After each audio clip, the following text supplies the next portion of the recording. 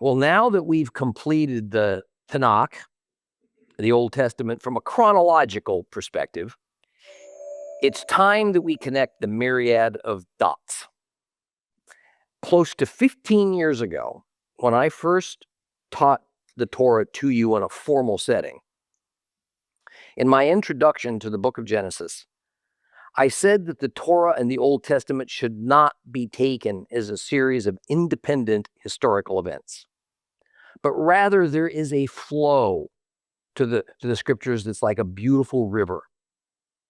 And the events that we read about are like mile markers along the way of redemption history. No doubt because of the in-depth nature of our studies, the passing of all these years can make it challenging to get a horizon to horizon view of our completed journey. That's the purpose of these next few weeks. If you came into these studies midway, this is going to be all the more helpful to you. If you started it at the beginning, this is going to be like going to a family reunion. That may be a good thing or a bad thing, depending on your situation. Or maybe the opening of a family photo album. Since midway through the book of Genesis, the remainder of the Bible is told through the establishment and the progress of the Hebrew people, then that is the course of the river that we're going to follow through this Old Testament survey. Abraham is the best place to start because it was with him that God made an irrevocable covenant out of which the Jewish people and mankind's redemption would ultimately come. Although Jews correctly consider him their forefather, sometimes he's even spoken of as the first Jew. I've heard him called the first Israelite. And since the name Israelite could not have happened until God changed Abraham's grandson's name from Jacob, Yaakov, to Israel, and since the term Jew began with the tribe of Judah, one of Jacob's 12 sons, it would sure be a stretch to apply either the term Jew or Israelite to Abraham, except maybe in just kind of a poetic sense. Now, although the Bible doesn't tell us, Hebrew scholars say that Abraham was probably an Amorite. Now, an Amorite were one of several semi-nomadic subcultures living within the many Sumerian cities of ancient Mesopotamia. Most archaeologists believe that Amorites were the dominant Mesopotamian culture of that day. It appears that Amorites were a particularly troublesome people for their neighbors, as they were among the most aggressive in pursuit of territory and of power. In fact, it is now known with some certainty that famous war chief and conqueror Hammurabi, who ruled about 100 years after Abraham's time, was an Amorite. Now, Abraham was born sometime around 2000 BC in an area historically known as the Fertile Crescent. Now, the Fertile Crescent was called that because it lies in the floodplain between and along the Tigris and Euphrates rivers. And this is where regular flooding would deposit rich silt that was just ideal for agricultural use, hence fertile. And he lived, at least for a time, in the city-state of Ur, in a region called Mesopotamia. And today, Ur and much of Mesopotamia falls within Iraq's borders, next to the Euphrates River. Ur was the center of moon god worship. And much of that ancient city has been excavated, and there's no doubt as to its identity. Now, Abraham's father was Terah, or as we better know him, Terah, a descendant of Shem, who was one of Noah's 3 sons. And at first glance, this would seem to be incongruous with Abraham being an Amorite, because the Amorite tribe did not come from the line of Shem, but rather from Shem's brother, Ham. However, all evidence is that by the time of Abraham, the Amorite tribe had become so successful that the name Amorite came to represent an entire culture, not just a large extended family, which is basically what a tribe is. So only about 350 years had passed since Noah and his family had escaped that world-destroying flood by constructing an ark, an enormous ship that Noah built at God's command. And if you were alive in 2000 BC, you could have asked Noah himself about the great flood because he was still living when Abraham was born.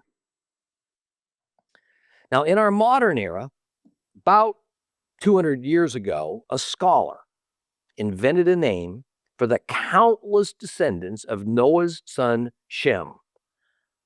The scholar called them Shemites. We now say Semites. The term stuck. Therefore, genealogically speaking, Abraham was a Semite, a Shemite, since he descended from Shem. Now, being a Semite identifies Abraham not to a geographical region or a culture, but to a family, a certain gene pool. And unfortunately, we most often hear this term in our day used in the phrase anti-Semitic, meaning some type of predisposition or bigotry against the Jewish people. Now, during Abraham's era, about 4,000 years ago, civilization was in full swing, although it manifested itself quite differently from region to region and continent to continent. And in Asia, North Africa, and the Middle East, the areas the Bible primarily concerns itself with, there were hundreds of tribes and clans that were nomadic to some degree.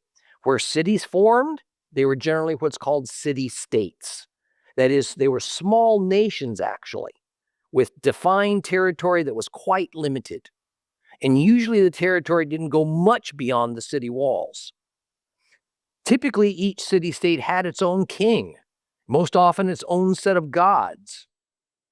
There were constant skirmishes between these city-states, some serious, some amounting to little, but usually it involved stealing each other's possessions and livestock and idols and food and pasture land, and sometimes taking people for slaves and servants.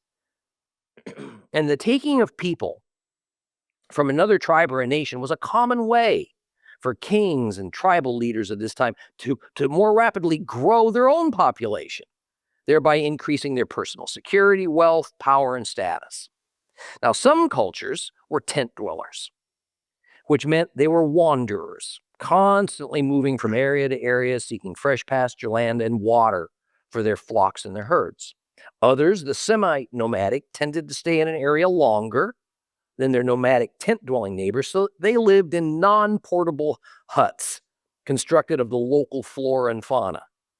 And then again, there were the so-called sedentary peoples, meaning that they lived permanently in cities with governments and taxes and mud brick and stone houses, magnificent palaces in some cases, temples, roads, even sanitation systems. Most often, these several types of cultures lived side by side and were symbiotic.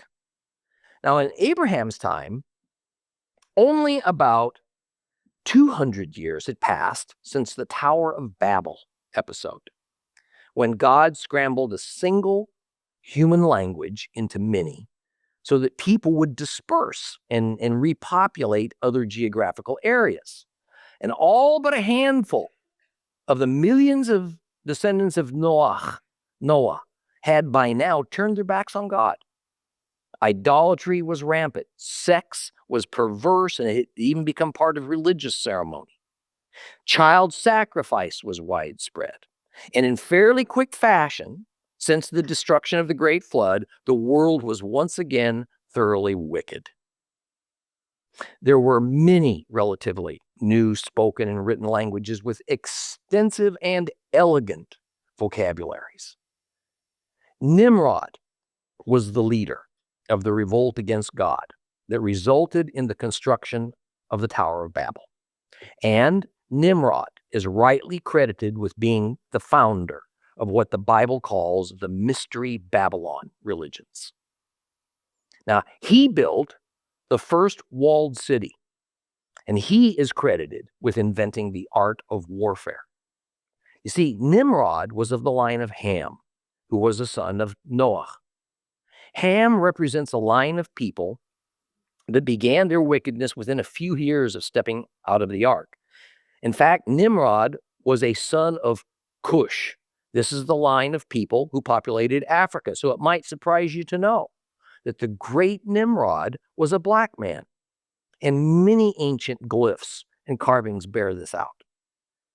Now, Nimrod married a woman named Semiramis, and after he died, his wife Semiramis deified him, and she declared him to be the sun god. She herself was worshipped as the queen of heaven, and as the mother of Tammuz, their child. Tammuz was supposedly the reincarnation of his father, Nimrod. Now, this triumvirate of sun god, father, queen of heaven, mother, and reincarnated son, that would become the formula for almost all the Mystery Babylon religions. That is, the pagan religions of the world right on up till today. We find all throughout history, in all cultures, translated names and titles of Nimrod and Semiramis assigned to their particular pantheon of gods. For instance, in Egypt, the queen of heaven was called Isis. That name sound familiar? In India, Indrani.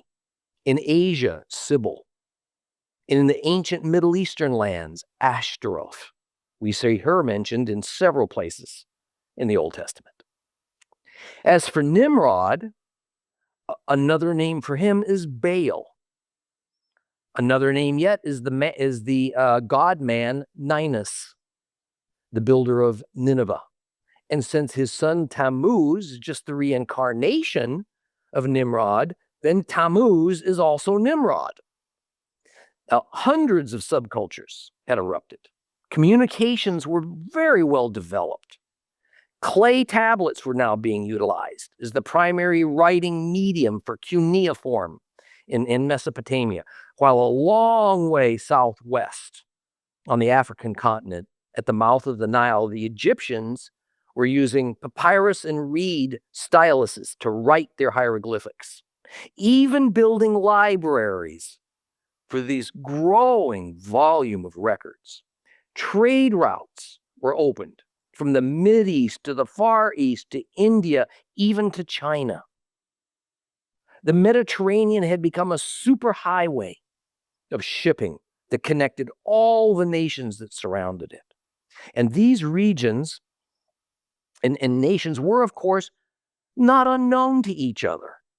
Trade was occurring among these various cultures. Stone was still the primary material for tools and weapons. Copper was in widespread use. Bronze was becoming known, and iron would soon be discovered. Egypt was already, by the time of Abraham, dotted with pyramids. In fact, by the time Abraham was born, the pyramid building era was over. This was not a world of disinterested, small-thinking, primitive peoples. Most were smart, and they were aggressive, and they were forward-thinking, and they were constantly seeking to improve their technology and their quality of lives. It was during this same time, much farther west, towards the Atlantic Ocean, that an unknown people constructed a very strange structure that scientists still puzzle over to this day. Its name, Stonehenge. Now, Abraham, no doubt, started life as a pagan. His father, Terah, was a merchant of idols. standard idols of the various Babylon mystery religions. It's likely, therefore, that Abraham owned and worshipped a number of gods himself. On the other hand, he could have been one of the few that still believed in the one God that Noah spoke of, but that's unlikely in his circumstances. Certainly, if Abraham had despised idols, it's not easy to imagine his getting along very well with his father, who would have taught him otherwise. It's also probable that Abraham worshiped God Almighty as well as some number of other gods. It's very hard to know, because the spiritual mind of the people of that time had no problem with the idea of worshiping many gods and then adding a new one if he or she happened along. People of Abraham's day also tended to put their gods in a kind of hierarchy, with one being dominant, then the rest following in kind of a celestial pecking order. Now, one of the great curiosities of history is that it appears that atheism, the belief that there is no God, there is no spiritual world, there is nothing greater than mankind, is a relatively modern concept. As every ancient society ever uncovered is found to have worshipped superior beings. Now, Abraham had two brothers, which was an unusually small family for that time. One of them died. Abraham married Sarah, his half-sister, who was unable to give him children. Now, marrying close family members was the norm for that day, and it was not yet forbidden by God, and for reasons were not given. Abraham's father, Terah, gathers his family together, and they leave the comforts and security of city life in Ur, and they travel north and west about 600 miles until they arrive at a place called Haran. And why they stopped there, we don't know, because their clearly stated original destination was a place called Canaan, about 400 miles to the south. In any case, the family decided to settle in Haran. Now, what Abraham did for a living there is anybody's guess, but Genesis tells us that when he moved on, he took flocks and herds with him, so he was a prosperous man. And one day, when Abraham was about 75 years old, God revealed himself to him. And the way the scriptures seem to flavor it, this is not a first-time introduction.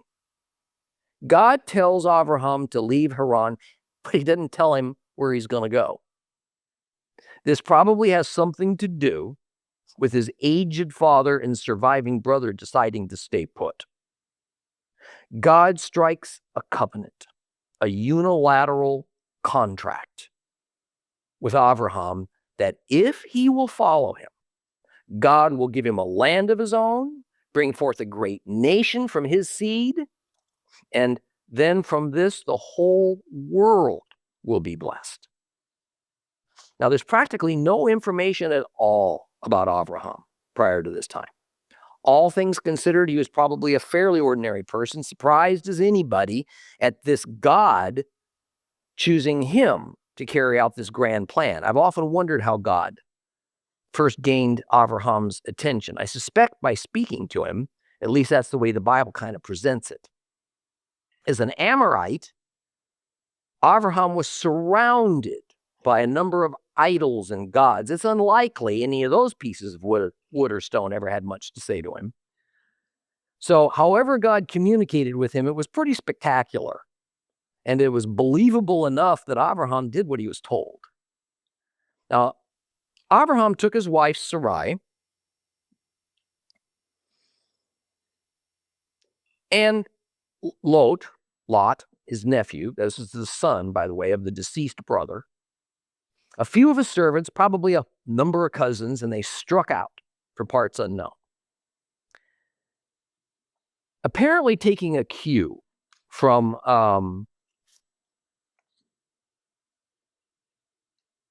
what his father was going to do. He eventually wandered into a place called Canaan. stopping at the site of Shechem. Now, Abraham was not a country or a nation. Rather, Canaan was not a country or a nation. It was simply a named region.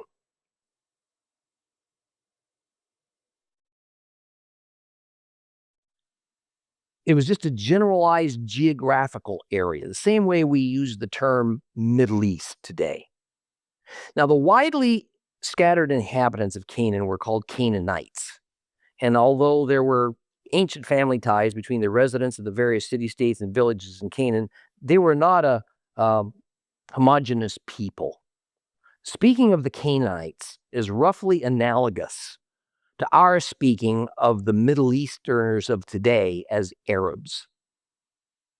In reality, the so-called Arabs of the Middle East see themselves based on their national identity.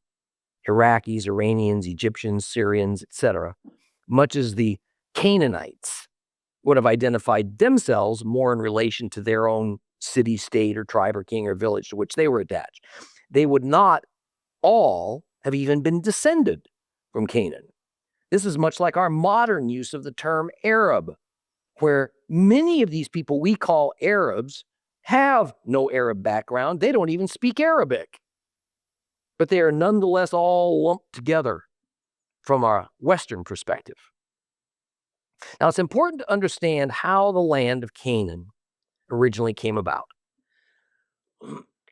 A few hundred years prior to Abraham's birth, Noah and his sons, Noah had this occasion to be humiliated by a son, Ham, of whom Nimrod would be a descendant. We find this in Genesis 9. And Ham had wandered uninvited into his father's tent, and he found him asleep and drunk and naked to boot.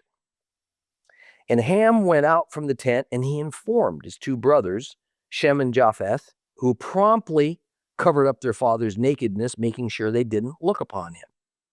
Well, when Noah awoke and he found this cloak over him, he was incensed. And when he sobered up, he asked, "What happened?" Well, his sons informed him, and the irate Noah responded by issuing a curse upon one of Ham's sons, Canaan. The exact nature of that offense is unclear, and why the grandson Canaan took the brunt of Noah's anger were also left to ponder. And as with many biblical curses and blessings, the one Noah pronounced upon Canaan was prophetic in its nature. Some years after this incident, Ham's son Canaan left the home of his father and his grandfather, and he moved to a region far to the south that eventually came to be known by his name, the land of Canaan.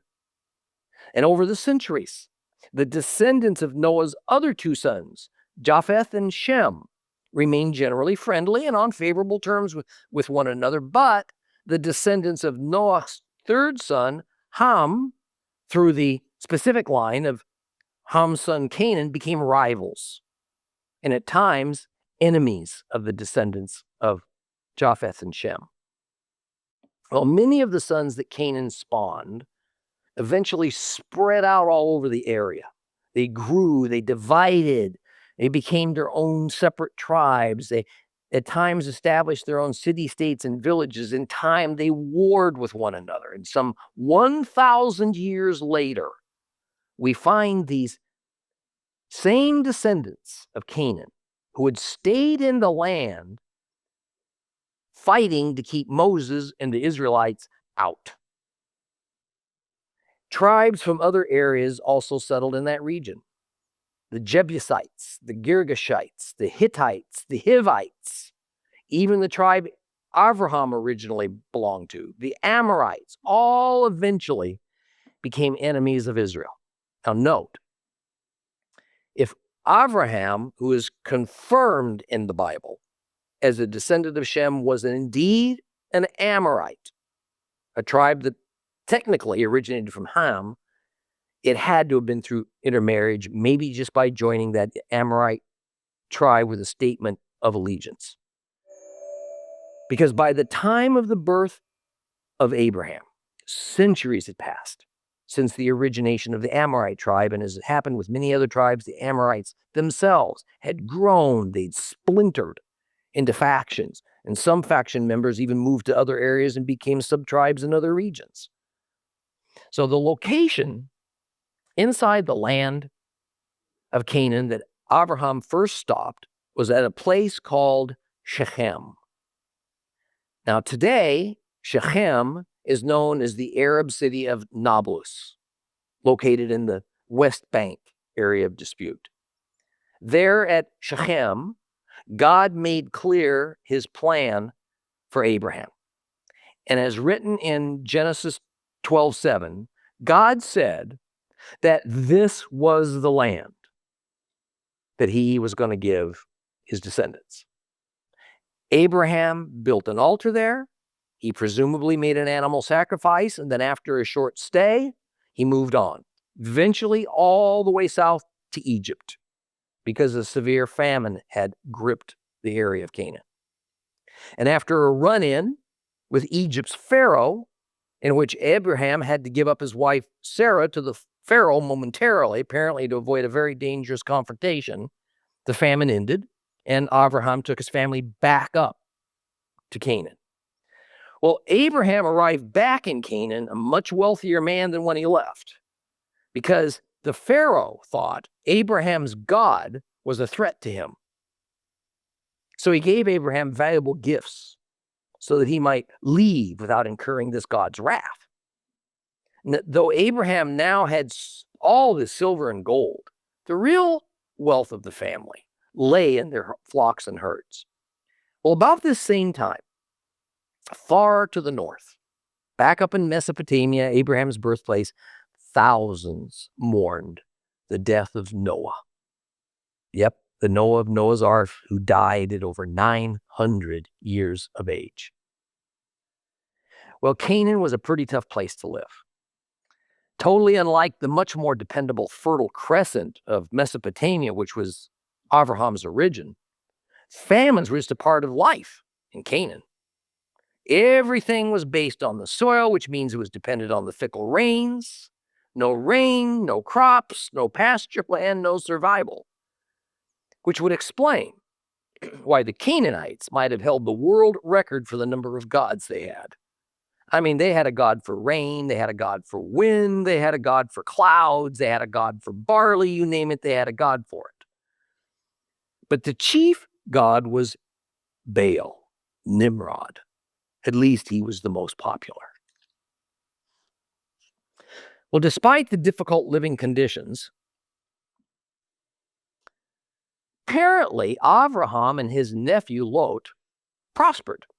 So much so that they had to part company because their herds and their flocks were growing large enough to outstrip the land that they mutually occupied. And it caused a lot of disputes among the herdsmen. We find that in Genesis 13. Lot must have liked the city life, because where did he move? Sodom. Bad choice. Somewhere near the southwestern bank of the Dead Sea. Now, a little time later, without warning, peaceful old Abraham finds himself having to be a warrior leader, because it seems that some kings, that is, several city-state rulers, from a region east and north of Canaan decided to invade 5 Canaanite kings in the approximate same area where Abraham was living. And in the process, these invading kings sacked the cities of Sodom and Gomorrah, and Lot became one of their prisoners. Now, family being what it is, Abraham recruits 318 men, and off they go to chase down these kings of the east in hopes of rescuing Lot.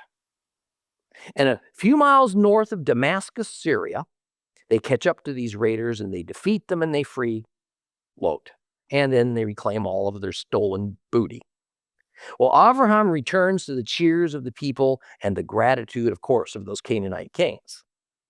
He's also honored by the mysterious king and high priest of the city of Shalem. Centuries later, this city will be called Jerusalem. His name is Melchizedek. It is Hebrew tradition that Melchizedek was none other than Shem, a son of Noah. Now, this is entirely feasible, but it's not certain. Melchizedek is actually a title. It's not a name. In Hebrew, this title means king of righteousness. And although Shem would have been hundreds of years old by then, the table of generations in the Bible absolutely indicates Shem was indeed alive while Abraham was living in Canaan. Making Melchizedek to actually be Shem would answer a lot of questions about this obscure but most interesting Bible character who later will be compared in some ways to Christ. Now, we arrive now at a very important point in the Bible in Genesis chapter 14, verse 13, where the first known use of the word Hebrew is presented to us, and it is ascribed to Abraham. Now, no other ancient source uses the word Hebrew as the title of a specific people group prior to this usage in Genesis. There's a lot of conjecture as to this word's origination and its meaning. Some scholars think it identifies a new culture of which Abraham is its founder. Others believe it's a term that represents a new religion. In fact, the world's first monotheistic religion. Another line of thinking is that the word Hebrew is a perversion of the Sumerian word Hapiru, which, when spoken in ancient Semitic, sounds almost identical to the word Iparu, meaning wanderers or outcasts, people that have no particular ethnic or regional ties. Modern Hebrew scholars almost unanimously say that the word means one who crossed over, likely referring to Abraham crossing over the Euphrates River in order to journey south to Canaan. Now, the issue of the origination of the word Hebrew revolves around whether the term as originally used was religious, maybe it was racial, could have been cultural, might have just been descriptive. Regardless of its etymology, Judaism and Christianity see Hebrew as a term describing the biblical ancestral line of promises that were made with the covenant that God gave to Abraham. And Abraham ratified by leaving Mesopotamia and then moving south to Canaan in search of the land that God promised he would give to him. Therefore, the Hebrew line begins with Abraham as its founder, then it moves on to his son Isaac, then Isaac's son Jacob, who would eventually be renamed Israel, and then finally to the 12 tribes of Israel, which includes the Jews as we know them today. All are included under the title of Hebrew. Now, back in Canaan, after a short stay in Egypt, Abraham, having so long lived a nomadic lifestyle, again in cyclical need of new pasture lands for his flocks and his herds, he decides to move on. But this time, he and his clan backtrack somewhat, and they settle in the desert oasis known as Beersheba. And Sarah, his wife, still has not given Abraham a child, and they both have given up hope, even though implicit in God's promises to them to make a great nation out of them is children. Now, Sarah, very old, beyond childbearing years, gives her maidservant, Hagar, to Abraham to bear him a child in her stead. This was a completely normal and customary practice for 2000 BC. And Jewish tradition says Hagar was an Egyptian. She was possibly even the daughter of the Pharaoh, acquired during Abraham's stay in Egypt. Now, likely Hagar was one of the gifts that Pharaoh had given to Abraham as a peace offering. And it was a customary way also to create an alliance. Well, Hagar becomes pregnant, Sarai becomes greatly jealous, treats Hagar so terribly that she runs away. But God finds Hagar, convinces her to go back, and promises her she will have a boy child. She returns, and pretty soon she gives birth to Ishmael. Now, before Hagar becomes pregnant, God formalizes his covenant with Abraham. And in typical Middle Eastern fashion, an animal is sacrificed. It's cut up into pieces. It's divided into two piles. And then the agreeing parties walk between the two piles as an indication of their mutual acceptance of the terms. However, we're told that only God walked through the pieces of this animal. This is an important detail because it indicates that the covenant that had been made between God and Abraham was unilateral. That means Abraham had no duties to perform. Whatever was to happen was God's responsibility. The terms of the covenant would be carried out regardless of what Abraham or his descendants did. That's why this covenant is so often referred to as a promise. God promised things to Abraham. Abraham made no promises to God. It's at this point that God gives Abraham the rites of male circumcision as the sign and seal of his everlasting covenant with the Hebrew people. It is observed to this day. Male circumcision was not uncommon in those times, but it was not known to have been associated with a covenant until this incident. Well, a few years later, Abraham's elderly wife, Sarah, shocks everybody by becoming pregnant at the age of 90. And she gives birth to Isaac. Now, although people at that time did live a little longer than we do now, Sarai was still way beyond childbearing years. Rather than now feeling satisfied, however, Sarai doesn't like the competition. So she throws a fit, and she demands that Abraham disown Hagar and her child, Ishmael, now 13 years old. Abraham complies. Hagar and Ishmael are thrown out of the camp.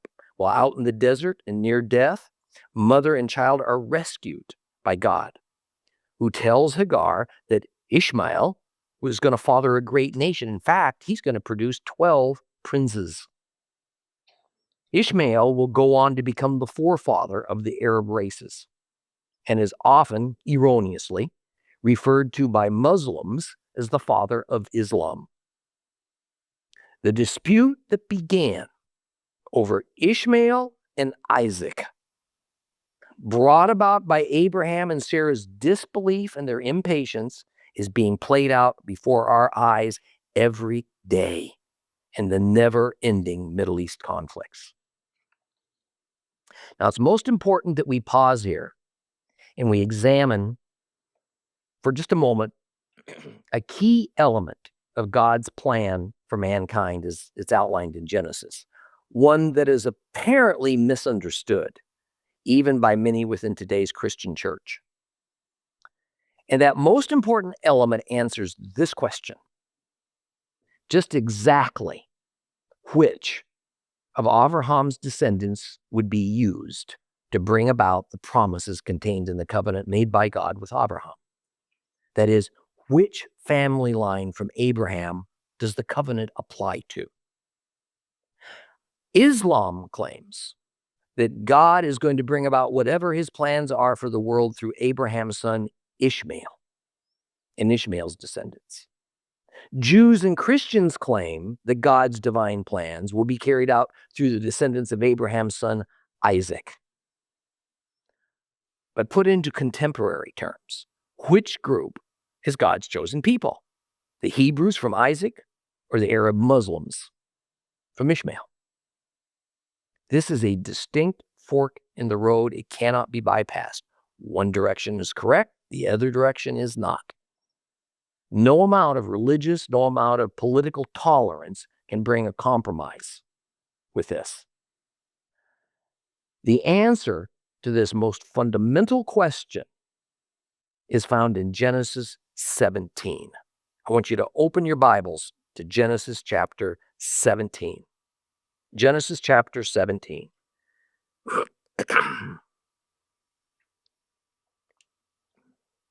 It starts in verse 15. So if you have a complete Jewish Bible, that's page 15. How convenient. We're going to read from verses 15 through 22 of Genesis chapter 17. God said to Abraham, "As for Sarai, your wife, you are not to call her Sarai, mockery. Her name is to be Sarah, princess. I will bless her. Moreover, I will give you a son by her. Truly, I will bless her. She will be a mother of nations. Kings of peoples will come from her." At this time, Abraham fell on his face and he laughed. And he thought to himself, will a child be born to a man of 100 years old? Will Sarah give birth at 90? Abraham said to God, if only Ishmael could live in your presence. God answered, no. But Sarah, your wife, will bear you a son, and you're to call him Yitzhak, laughter. I will establish my covenant with him as an everlasting covenant for his descendants after him. But as for Ishmael, I've heard you. I have blessed him.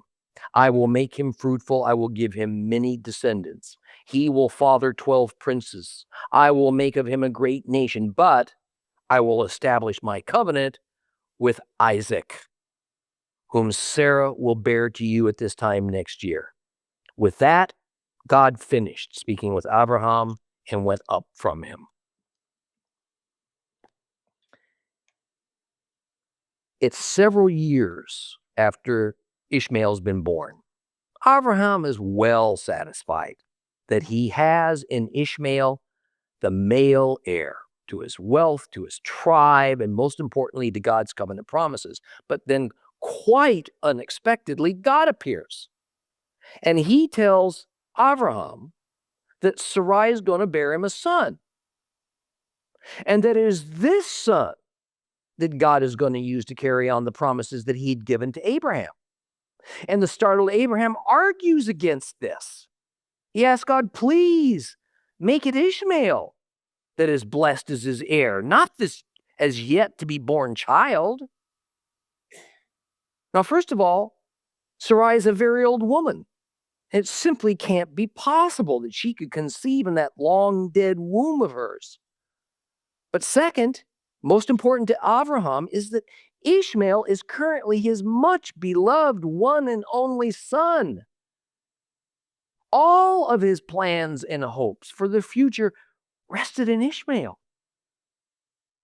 From the moment Hagar conceived, Abraham was overjoyed with the prospect of having a son.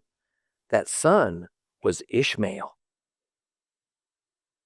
It is certain that Abraham told Ishmael, almost a teenager, basically at the time that God threw this curveball at him, all about God.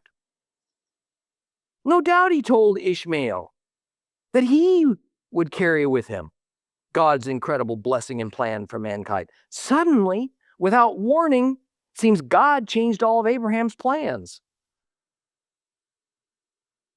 Abraham fell on his face. He begged God that Ishmael would be the heir to the covenant. God emphatically says, no. But then in his mercy, God told Abraham not to worry, that Ishmael would prosper. He'd be a great man. He'd bear 12 princes. That means 12 tribal leaders. He'd have countless descendants. And that is exactly what happened. As the millions of members of the various Arab tribes we see today are the result. Nonetheless, it would be Isaac, God said, the child that would be born to Sarah. It's he that would carry on with the promises of the covenant.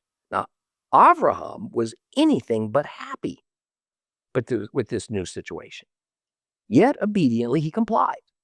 it would be Isaac. Isaac's descendants, the Hebrews, they would carry on the promise first given to Abraham. Well, despite all of his human failings, in Genesis 15:6, we see that he, Abraham, believed Adonai, God, and that God credited to him as righteousness. While on the surface it's wonderful to see God's mercy and grace in action, there's something much deeper in this passage to consider. God has just given mankind his formula for personal salvation. That is, we are required to believe God, meaning to trust him. And if we will do that, he will credit us with righteousness. 700 years before Moses received the Torah on Mount Sinai, 2,000 years before Yeshua, Jesus, was crucified, God revealed the only path to a right relationship with him. Trust in him. Well, we find that some years after Hagar and Ishmael's desert ordeal, young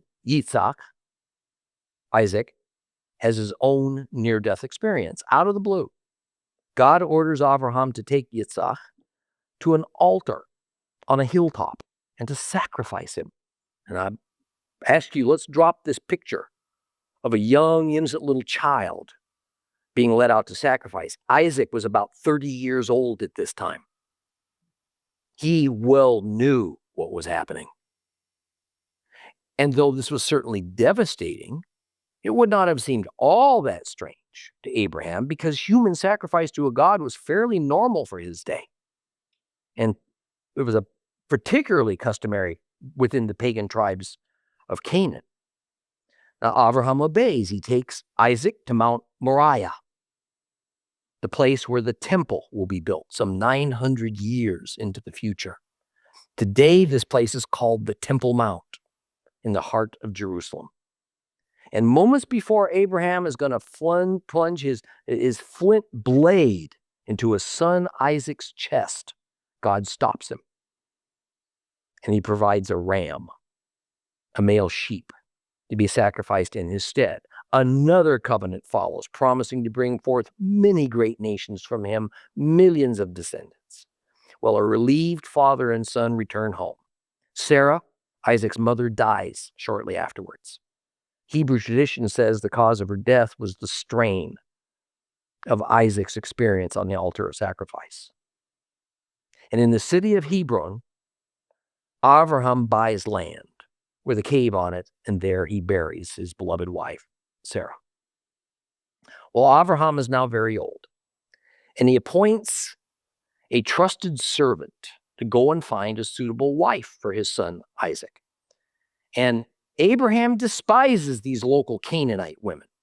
And so he directs his servant to journey northward back to his ancestral homeland in Mesopotamia to find an appropriate member of Abraham's extended family for Isaac to wed.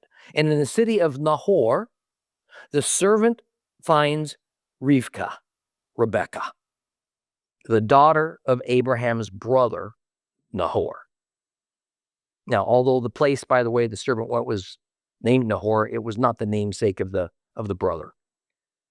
Nahor was that brother who so many years earlier had elected to stay behind rather than journey with Abraham and the family south to Canaan. Well, about that time that Rivkah arrives back in Canaan to marry Yitzhak, Abraham dies at 175 years of age, and he is buried alongside his beloved Sarah. Abraham, revered by Jew, Christian, and Muslim, is a man with character flaws, plenty of weaknesses, all the other human attributes that trip every one of us up, but he was loved by God and he trusted God. And God blessed him for it. And we'll continue with this Old Testament survey next week. For more teachings of real Bible study and to rediscover God's Word with Tom Bradford, visit Torah Class today on the web, streaming TV, or download the Torah Class mobile app.